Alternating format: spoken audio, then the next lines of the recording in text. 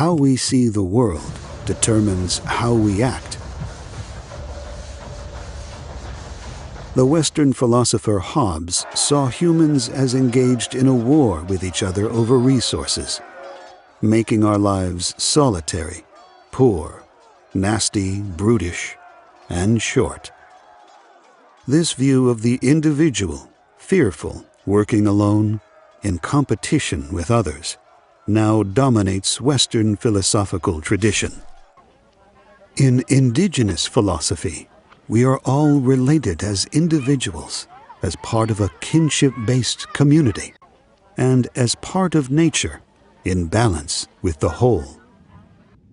In most Western thought, society is seen as an aggregate of self-interested individuals, connected by competition with each other over limited resources, creating fear, insecurity, hopelessness, a scarcity of spirit. Indigenous societies see prosperity in nature.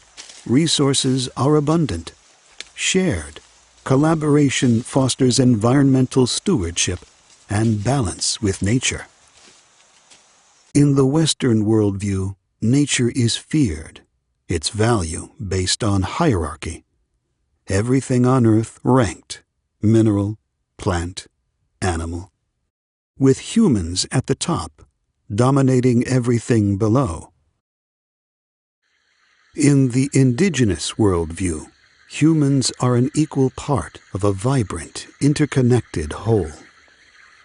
Two worldviews, two very different economic systems. The dominant Western market economy, like its worldview, driven by an assumption of scarce resources, intensive centralized production, individuals with insatiable appetites, accumulating. By this standard, the market economy works. 40% of the Earth's resources owned by just 1% of the population. The combined wealth of the 3 richest individuals in the world exceeds the GDP of the poorest 47 countries. The world contains only 497 multi-billionaires, while half of its population survives on less than $2.50 a day. The indigenous economy, like its worldview, interdependent, decentralized production, extensive use of resources, promoting responsible resource management, abundance, kinship, a belief in enoughness, encourages sharing and cooperation. In the Arctic, after a successful whale hunt, Inuit kinship and reciprocal obligations ensure everyone's needs are met, fairly and equitably. Prerequisites for sustainability: the health of the economy measured by the health of the whole. Health in the market economy measured by gross domestic product. The more we produce, consume, the better the economy.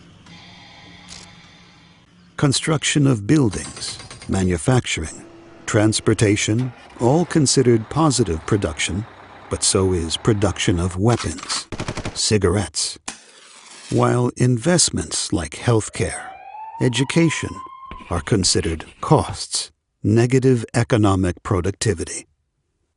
And the impact on GDP of the physical and emotional costs of warfare, or the pollution that threatens 1/3 of the world's animal species? Irrelevant externalities outside the system. Not even making it onto the balance sheet. An unsustainable system where scarcity of resources is a self-fulfilling prophecy. There is an alternative. Indigenous peoples' territory spans 24% of the Earth's land surface, but is home to 80% of its total biodiversity. This is not a coincidence.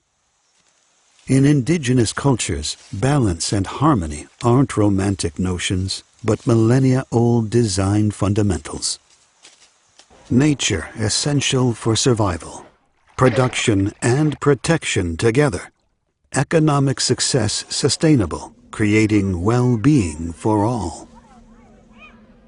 First Peoples funds indigenous models and traditional practices that offer insights to creating an alternative economy which promotes balance with nature and communal harmony.